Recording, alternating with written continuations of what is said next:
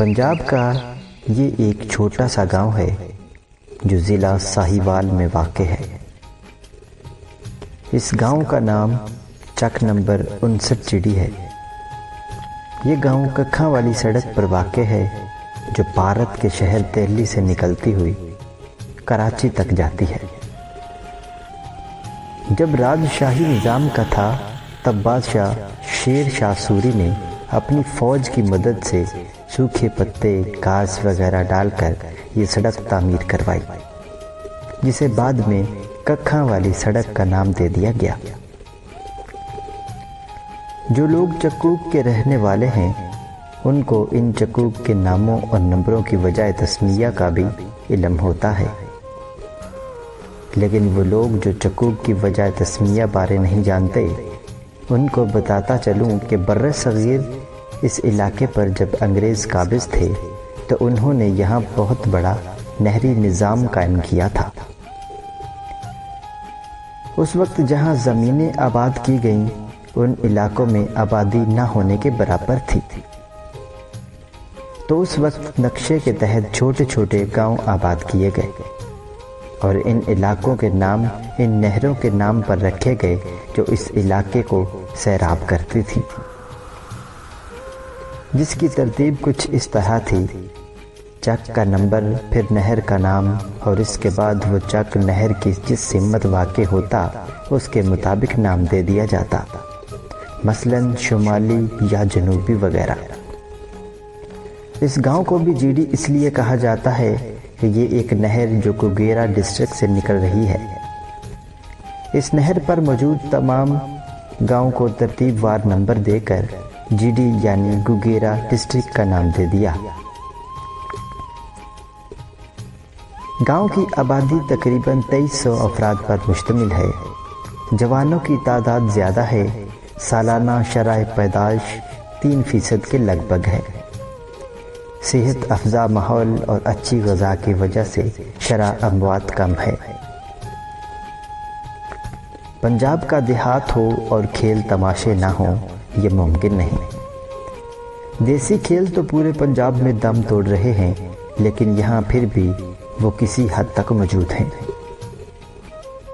گلی ڈنڈا، چپٹی ڈنڈا جو بچے شوق سے کھیلتے ہیں، لیکن زیادہ تر بچے جدید مغربی کھیلوں کی طرف راغب ہیں، کیونکہ ان کھیلوں کو میڈیا کی سپورٹ حاصل ہے، اور اگر اسی طرح دیسی کھیلوں کو نظر انداز کیا جاتا رہا تو یہ صرف قصے اور کہانیوں تک محدود ہو جائیں گے۔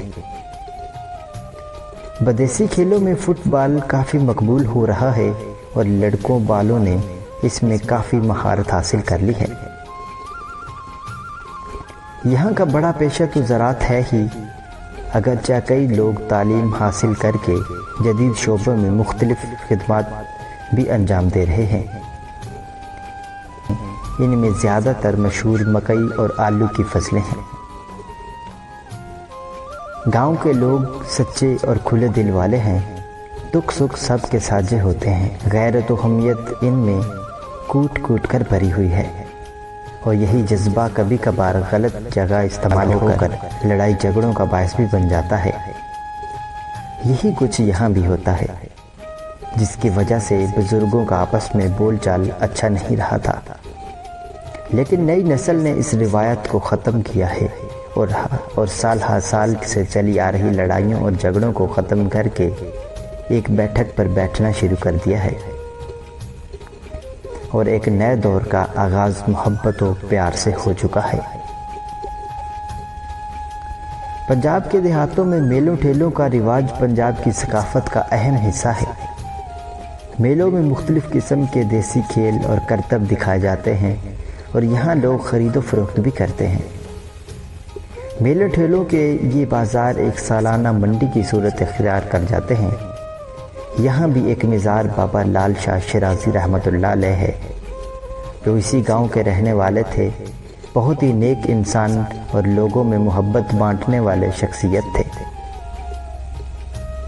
ان کی یاد اور ایصال ثواب کے لیے ان کے مزار پر ہر سال ہاڑ کی 22 تاریخ کو عرس میلہ سجایا جاتا ہے۔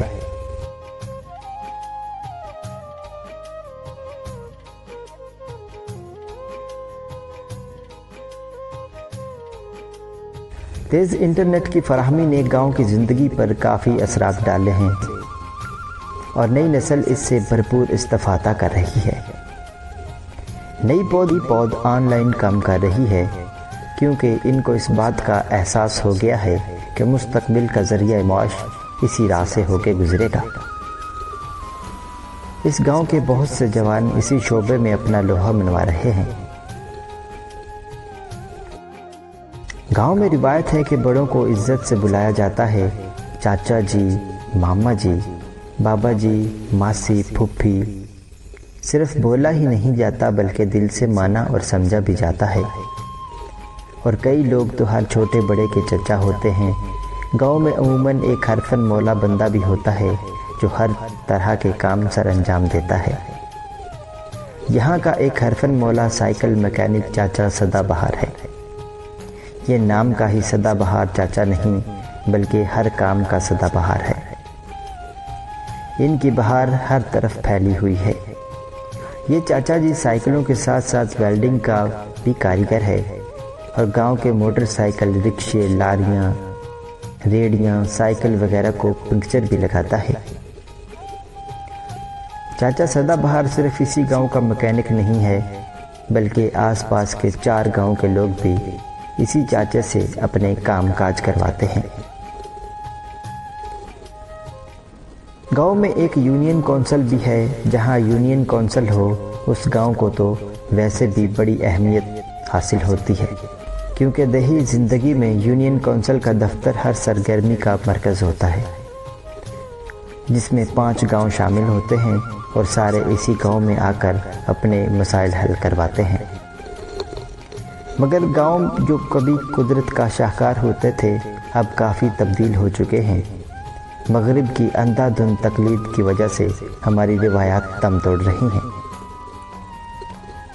اور جو چند چیزیں باقی رہ گئی ہیں وہ بھی دم سادے کسی کونے خدرے میں چھپ کر بیٹھی ہیں کہ جانے کب ان کو بھی جلا وطن کر دیا جائے گا۔ یہ وہ خواب ہیں جو ہمارے ساتھ ہی شاید مر جائیں گے اور نئی نسل نئے انداز سے جیے گی۔ اللہ ہم سب کا حامی و ناصر ہو۔